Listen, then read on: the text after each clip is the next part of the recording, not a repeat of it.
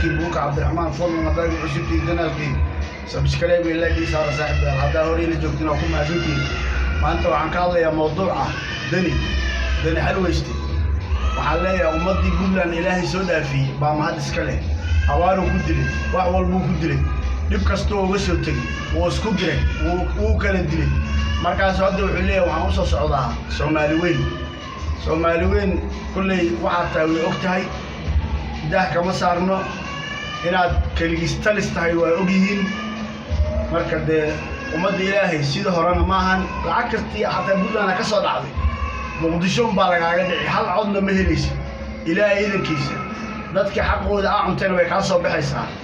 waa la ogyahay inaad calooshiisho shaqaysta aad tahay ummadda Ilaahayna aad kala dilaysid muqdishona ugu socoto inay qalalaasi iyo foodo ay ka dhacdo laakiin Ilaahay ma dhihin bil aadan baa dhahay Ilaahay waxaan ka baryaynaa inuu naga qabto dhibka aan ugu soo wado adigii inta caloosh shaqaysta oo shisheeyaha u adeegayo Ilaahay ha naga qabto ummaddan Ilaahay baa iska leh oo dhulkan asaga iska leh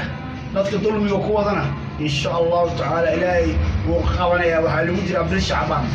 waxa u socoto waa inaad Soomaali cadow gacantooda geliso waa inaad Soomaali agta hoostiisa geliso laakiin Ilaahay ma dhihin daniyow ama lacag Puntland soo dhici lahayd ama lacag imaaraadka soo qaadan lahayd kullay waxa tacaalo shaqaystay halkaas oo baxaya wassalaamu calaykum